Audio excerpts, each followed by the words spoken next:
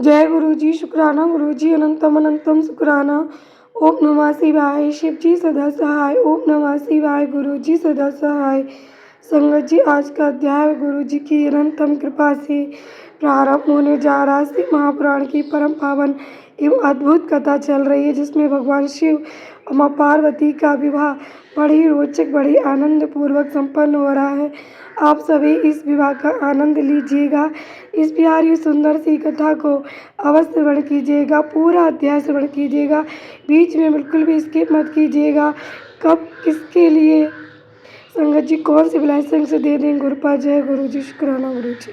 गुरुर् ब्रह्मा गुरुर् विष्णु गुरुर्देवो महेश्वरा गुरुर् साक्षात् परब्रह्म तस्मै श्री गुरवे नमः। ओम कर्पूरगौरं करुणावतारं संसारसारं भुजगेन्द्रहारं सदा वसन्तं हृदयारविन्दे भवं भवानी सहितं नमामि नमामि।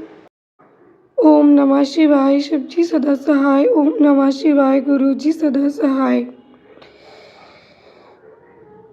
वर पक्ष के आभूषणों से विभूषित शिवा की नीराजना कन्यादान के समय वर के साथ सब देवताओं का हिमाचल के घर के आंगन में विराजना तथा वर वधू के द्वारा एक दूसरे का पूजन।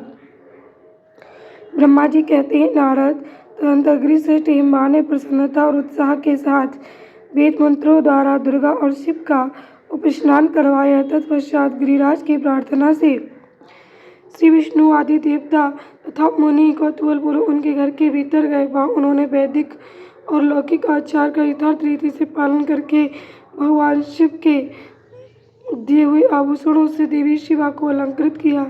सखियों और ब्राह्मण की पत्नियों ने पहले पार्वती को स्नान करवाया, फिर सब प्रकार से वस्त्राभूषणों द्वारा विभूषित करके उनकी आरती उतारी। तीनों लोकों की जननी महाशैलपुत्री सुंदरी शिवा दिव्य वस्त्राभूषणों से सुसज्जित होकर मन ही मन भगवान शिव का ध्यान करती हुई वहीं बैठी।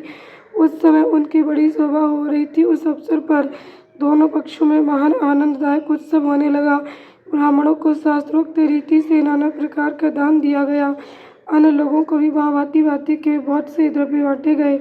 विशेष उत्सव के साथ गीत और वाद आदि के द्वारा लोगों का मनोरंजन किया गया। तदनंतर में ब्रह्मा, भगवान विष्णु, इंद्र आदि देवता तथा मुनि ये सब के सब बड़ी प्रसन्नता के साथ आनंद उत्सव मनाते हुए भक्ति भाव से शिवा को प्रणाम कर शिव के चरणारविंदों के चिंतन पूर्वक हिमाचल की आज्ञा ले अपने अपने स्थान पर चले गए। इसके बाद गर्ग ने कन्यादान का समय जान हिमाचल से श्री शंकर तथा बारातियों को बुलाने के लिए कहा। फिर तो बाजे बजने लगे। हिमाचल के मंत्रियों ने जाकर वर और बारातियों से शीघ्र पधारने के लिए प्रार्थना की। वे बोले, कन्यादान के लिए उचित समय आ गया है, अतः आप लोग शीघ्र मंडप में पधारें। तुरंत भगवान शिव को सुंदर वस्त्राभूषणों से सुसज्जित करके वृषभ की पीठ पर बिठाया गया और जय बोलते हुए सब लोग चले। भगवान शंकर को आगे करके बाजे बजाते और कौतुक करते हुए सब बाराती हिमालय के घर को गए। हिमाचल के वेजी ब्राह्मण तथा श्रेष्ठ पर्वत कौतूहल पूर्वक शंभू के आगे आगे चलते थे। भगवान के मस्तक पर बहुत बड़ा छत्र तना हुआ था। सब ओर से उन्हें चमर डुलाया जाता था तथा वे महेश्वर चंदोबे के नीचे होकर चलते थे। मैं विष्णु, इंद्र और लोकपाल आगे रहकर उत्तम शोभा से सुशोभित हो रहे थे। उस महान उत्सव के समय शंख, भेरी, पटय, आनक और गोमुख आदि बाजे बारंबार बज रहे थे। इन सब के साथ जगत के एकमात्र दीन बंधु भगवान शिव परमेश्वरोचित से संपन्न हो यात्रा कर रहे थे। उस समय समस्त देवेश्वर उनकी सेवा में उपस्थित हो बड़े हर्षोल्लास के साथ उन पर फूलों की वर्षा करते थे। इस प्रकार पूजित और बहुत सी स्तुतियों द्वारा प्रशंसित हो परमेश्वर शिव ने यज्ञ मंडप में प्रवेश किया। वहाँ श्रेष्ठ पर्वतों ने शिव को वृषभ से उतारा और महान उत्सव के साथ प्रेम पूर्वक उन्हें घर के भीतर ले गए। हिमालय ने भी घर में आए हुए देवताओं से महेश्वर को विधि पूर्वक भक्तिभाव से प्रणाम करके उनकी आरती उतारी। फिर महान उत्सव पूर्वक अपने भाग्य की सराहना करते हुए उन्होंने अन्य समस्त देवताओं और मुनियों को प्रणाम करके उन सब का समादर किया।